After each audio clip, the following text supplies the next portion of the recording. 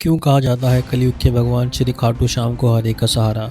जो भी लेता है सच्चे मन से नाम उस हारे का सहारा बनते हैं बाबा खाटू श्याम। जैसा कि हम सभी जानते हैं कि लोगों को खाटू श्याम या यूँ कहें खाटू नरेश में अत्यधिक श्रद्धा है, परंतु क्या आप जानते हैं कि कौन है खाटू श्याम, कैसे हुआ उनका प्रकटपन और कलयुग में क्यों हो रहा है उनका बोलबाला। अगर नहीं तो आइए जानते हैं बाबू खाटू श्याम से जुड़ी हुई रोचक कहानी। धार्मिक ग्रंथों में कथा आती है कि महाभारत काल से ही खाटू श्याम जी के असली नाम बारबरिक था। बारबरिक महाबली भीम और हिडिंबा के पौत्र एवं घटोत्कच के पुत्र थे। वे अपने दादाजी की ही तरह अति बलशाली थे और उनका शरीर भी विशालकाय था। बारबरिक का संकल्प। पौराणिक धर्म ग्रंथ बताते हैं कि जब महाभारत का युद्ध शुरू हुआ तो बारबरिक भी युद्ध देखने की इच्छा हुई, जिसके कारण वे कुरुक्षेत्र की ओर चल दिए तथा उन्होंने यह संकल्प किया कि अंत में जो भी युद्ध हार रहा होगा वे उसकी तरफ से युद्ध में हिस्सा लेंगे। जब यह बात श्री कृष्ण को पता लगी तो वे परेशान हो उठे, क्योंकि वे युद्ध के परिणाम से अवगत थे। वे जानते थे कि जीत पांडवों की ही होगी, परंतु वे ये भी जानते थे कि अगर बारबरिक ने युद्ध में हिस्सा लिया तो कौरव ही जीतेंगे। श्री कृष्ण ने बनाया ब्राह्मण का रूप। श्री कृष्ण ने एक युक्ति अपनाई और वे एक ब्राह्मण का भेष बनाकर बारबरिक के पास पहुंचे। बारबरिक ने उन्हें प्रणाम किया। इस पर कृष्ण बोले, हे बलशाली पुरुष, आप कौन हैं और इतनी जल्दी में कहाँ प्रस्थान कर रहे हैं। बारबरिक ने उत्तर देते हुए कहा, ब्राह्मण देव, मैं महाबली भीम का पौत्र बारबरिक हूँ और मैं कुरुक्षेत्र में जा रहा हूँ। महाभारत का युद्ध देखने की मेरी बड़ी इच्छा है। तब इस पर श्री कृष्ण बोले, सिर्फ देखने की इच्छा है? आप जैसा बलवान सिर्फ युद्ध देखेगा, लड़ेगा नहीं। बारबरिक मुस्कुरा कर बोले, नाथ, मैं युद्ध में भाग लूंगा, परंतु पहले मैं देखूंगा कि कौन हार रहा है।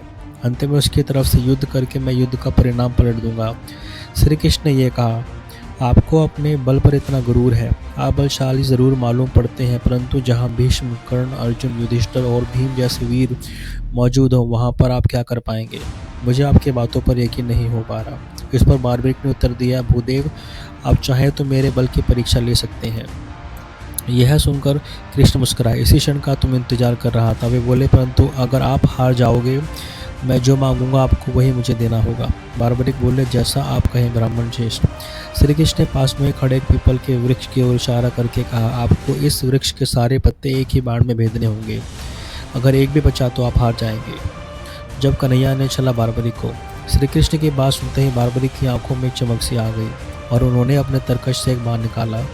धनुष पर लगाते हुए आंख बंद कर मंत्र पढ़ा और बाण चला दिया।